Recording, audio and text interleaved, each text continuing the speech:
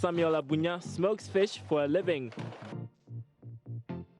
Gideon Paddy-Konote processes goat meat. And well, Francis Kofiga, he makes donuts. They all have one goal: to dominate the food industry in Ghana.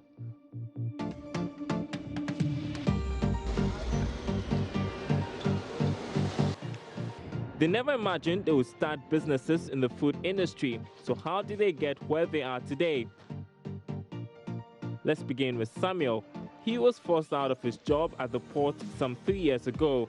For months, he remained jobless, and then an incident at the market triggered an idea. My wife went to the market one day to buy this type of fish. And when they get home, in fact, before she could use it, two of the fishes were not wholesome. And I went with her to the market that day. And the place they were selling this fish was not quite hygienic, and it was exposed, it was displayed on the tabletop. You can see the way we're using their hand to dry off the flies and all that.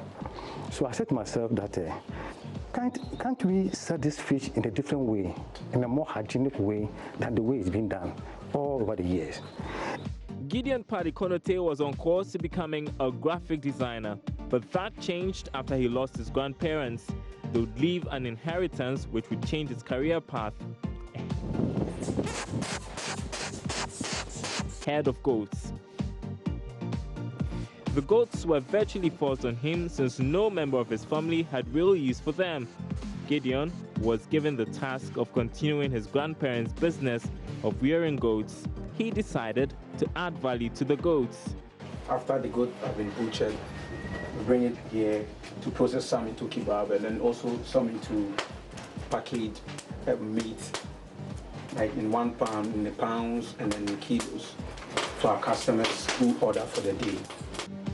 For Francis Kofiga, an app developer, he didn't realize how profitable making donuts could be, so he struggled to get some to purchase. A special friend got me donuts, and the donuts tasted really good. So I asked for donuts a second time. And the next time when she was come, she said, oh, the donuts were out of stock.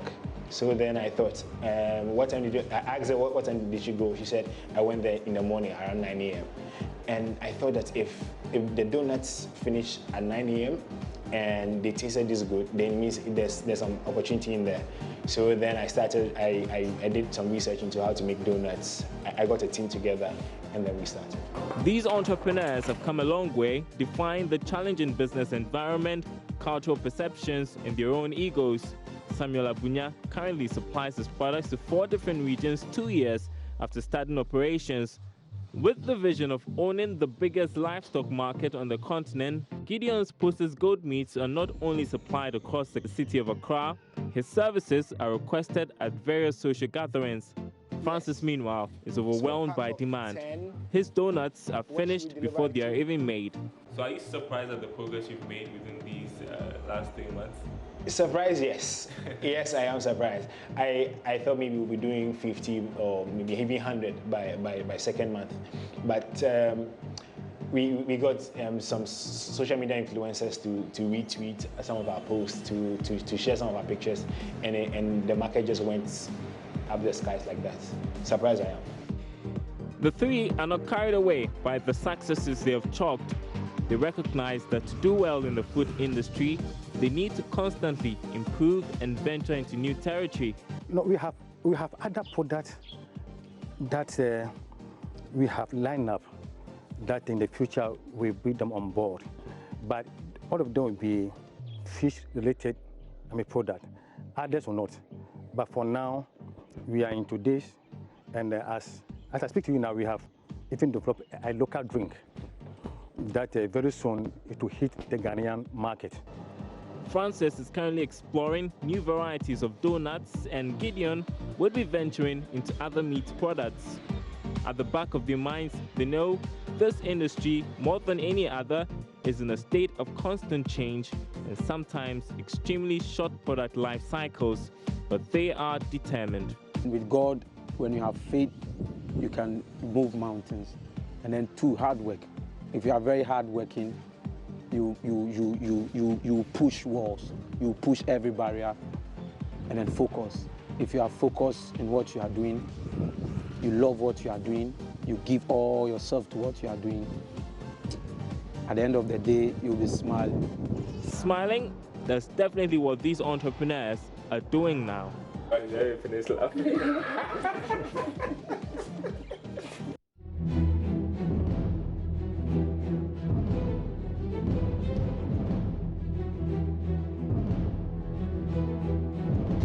There's been much talk about grooming graduates to become entrepreneurs, and here's the truth.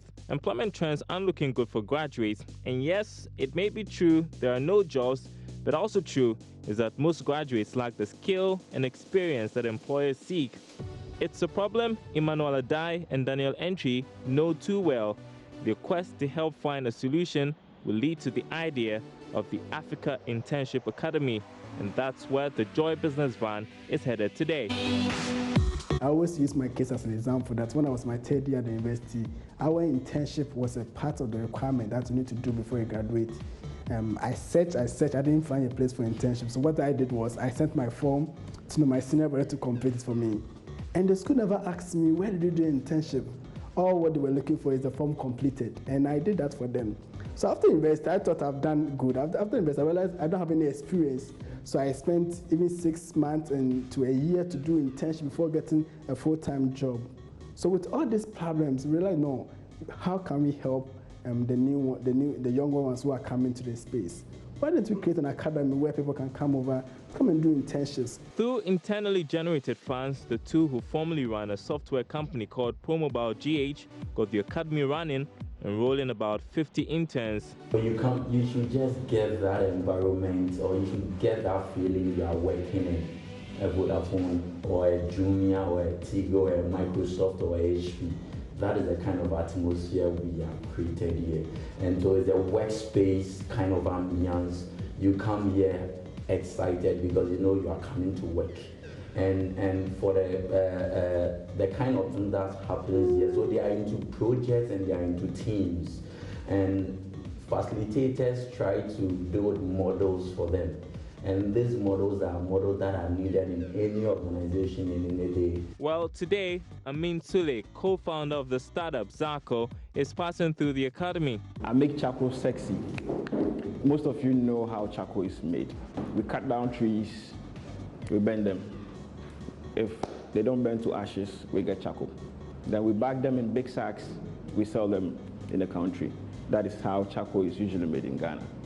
So like I said earlier, instead of telling you what I am or knowing what you do, I'm going to tell you what I am not. For interns like Mildred Yanka and Joseph Zotu, such grooming gives them the needed impetus to pursue their career goals. We've done a lot of things here about writing proposals, writing projects, writing business plans, and a whole lot. So I want to fuse everything I've learned here into building up myself, then building the franchise, so that I'll be able to sell it, first of all, to the market out there.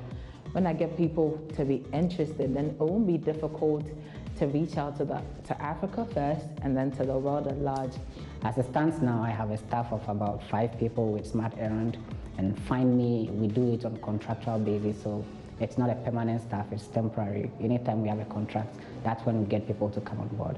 We don't have any office, and so this looked like an office setting for me to come and experience how, when I get my office, I would create the culture of working and getting people to also do the same with me. The Africa Internship Academy, like the name suggests, is not a Ghana thing. Emmanuel and Daniel have a dream for Africa. Yeah, so continentally, we're hoping to impact the lives of 100 million youth on the continent in the next 10 years. That is what AI seeks to achieve. And that is real ambition.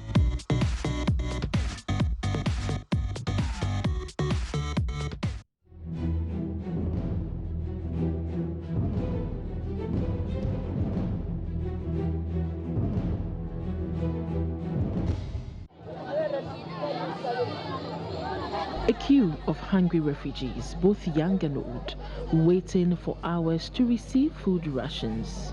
Driven by hunger, They wait anxiously by this fence for when it will open. This is John Ukesh. He limps because of a bullet wound he sustained as a rebel fighter during the Sudan War. He has just received his ration for the week, about 5 kilos of cereal.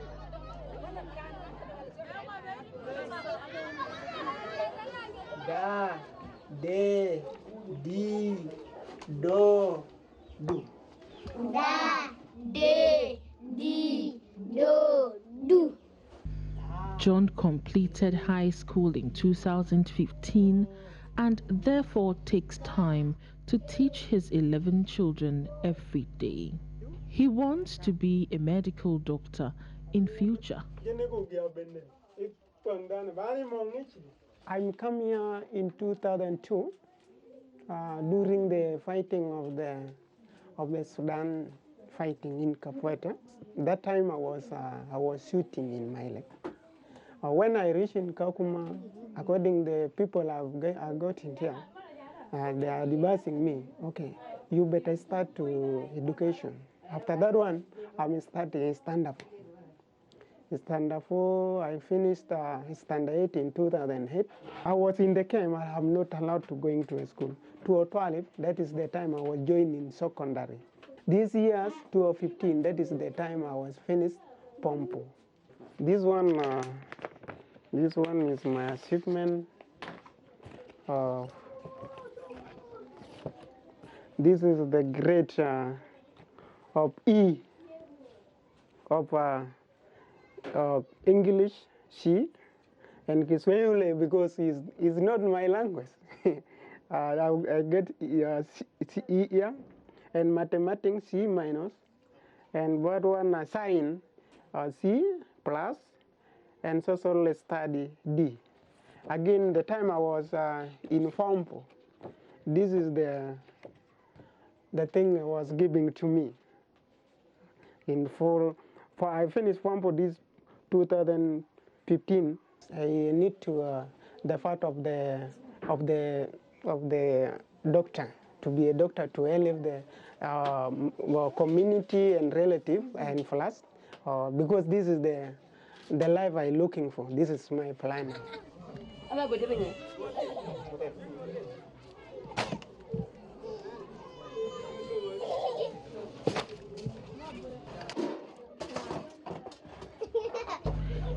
In Kakuma 1 Block 3, John is elected chief.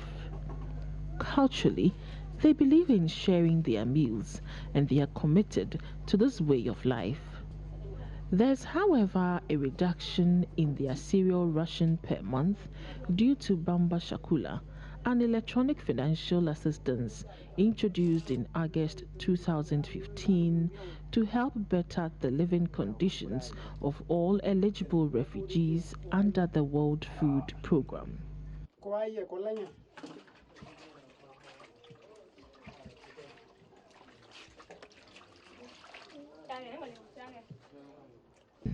John and his brothers take turns in collecting ration. Yeah, today we are in our block, our chief of in community.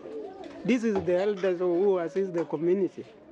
Now, according the culture of the Luo, we are grouping together because after my home now we are come with our brothers because sometimes maybe in my place I don't have food. That is, we going for our brother. Yeah, I get food. Tomorrow for another person, we get food. Okay, that is our group. According the culture, we make it.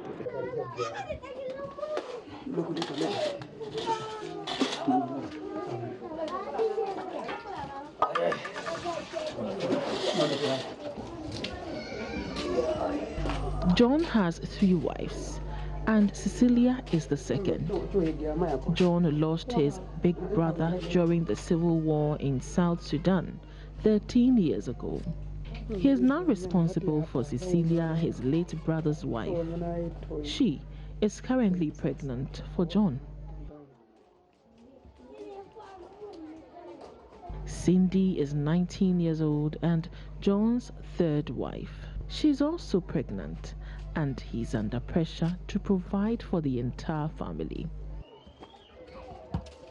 Like from morning to afternoon at 1, only I hit 1, only 1.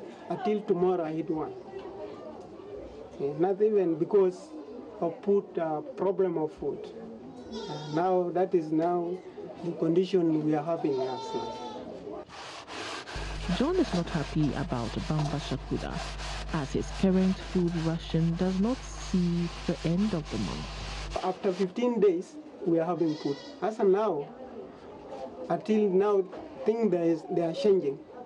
Now they staying 1 month. You giving the food. Now we are in condition.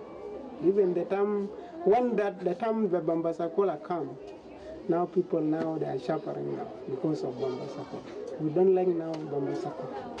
Yes, we don't know, but we don't have anything. For the they cannot be able to giving us the food. They're giving us the small food and not be enough to people at all. If we don't have any money, we will be to the army like that.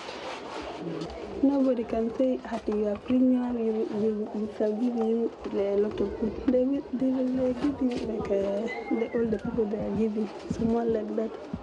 Cannot be enough to all the people. That is now we are in condition. I'm making, if God will be assisting me anything, I will controlling it because I will represent like when the God planned to why was giving me to now. Okay, I will manage my wife of my brother.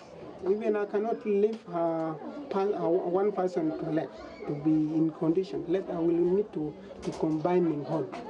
Okay, as a father.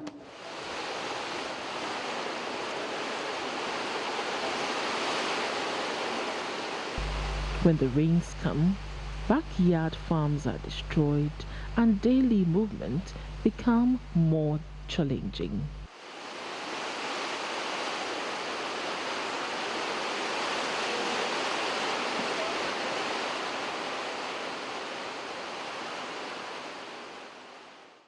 David is John's nephew. He plays soccer.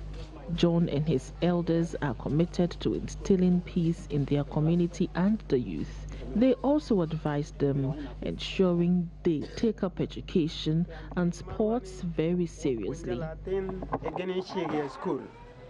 We only teach the children for them to go to school.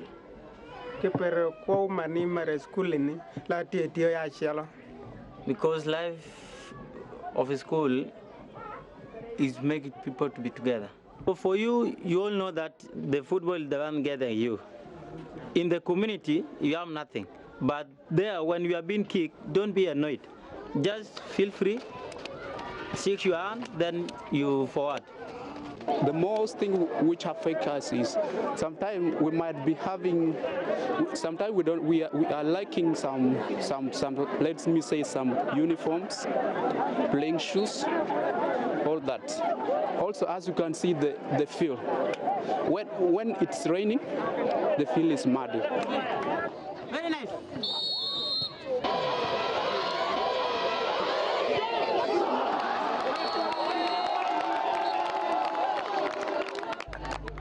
With his determination, John hopes to get a good job and transform his fortunes and that of his entire family. He is also considering birth control so that he can realize his dreams.